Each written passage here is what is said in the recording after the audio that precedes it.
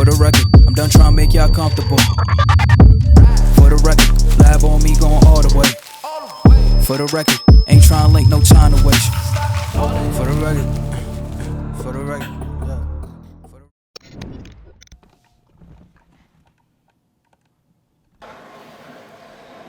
Alright, good morning everybody. So, welcome back to, this will be episode 6, I think.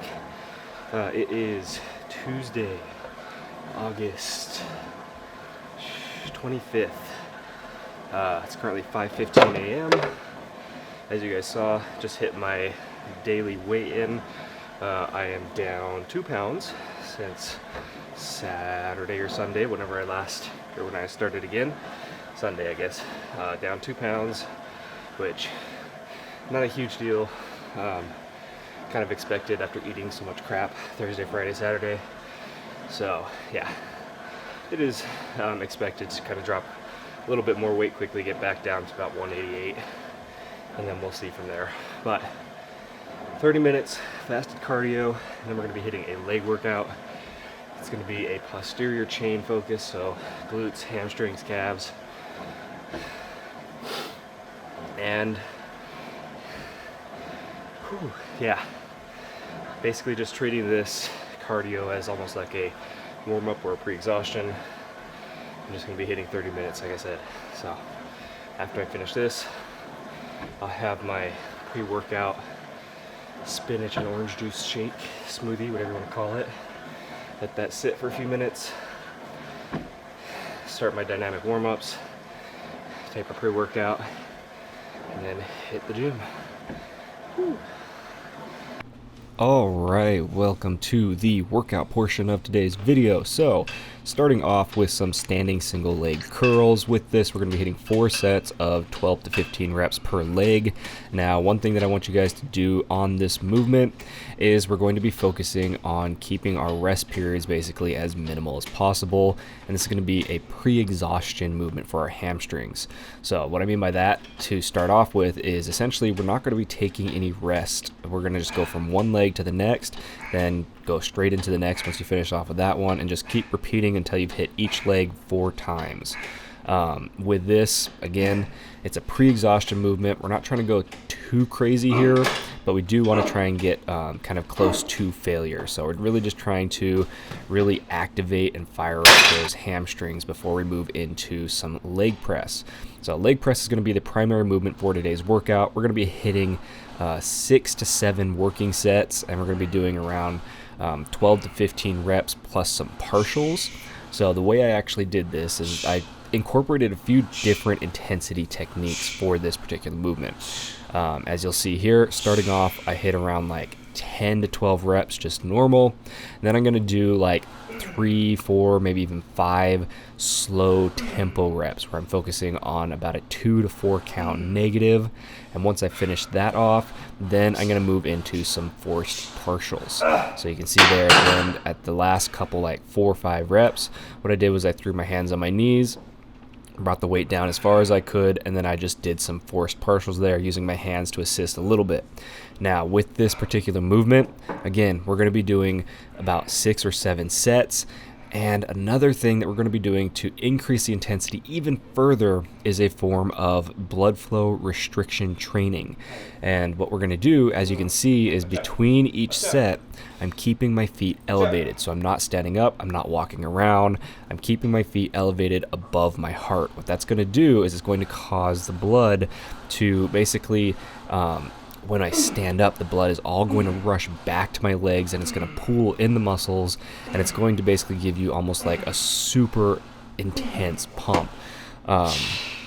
It's a really different technique that you might not be used to. If you do it right, when you stand up, you want to make sure that you're holding on to something, because as the blood rushes back to your legs, they can kind of go a little bit numb, and things are just going to get pretty painful for a couple seconds.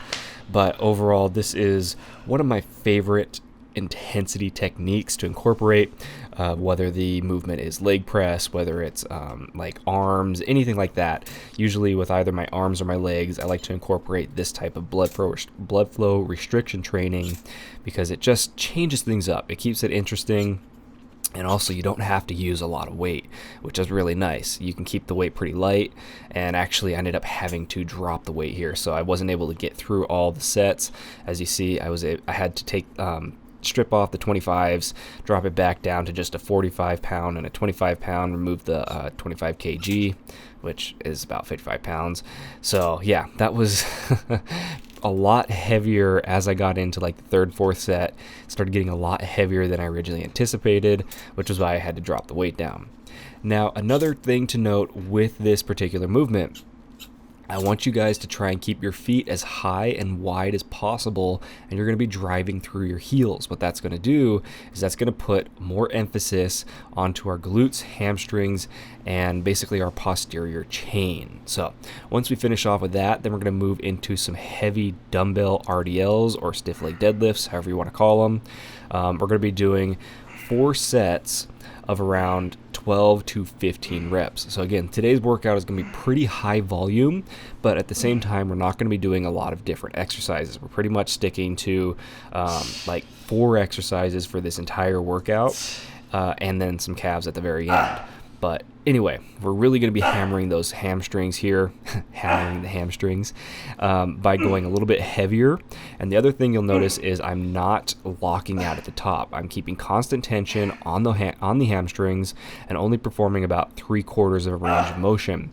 You may have seen me do this before with other leg workouts. I just like to do this because I'm able to feel my hamstrings contract a lot more. As opposed to like locking out and resting at the top. I'm able to keep that constant tension on them.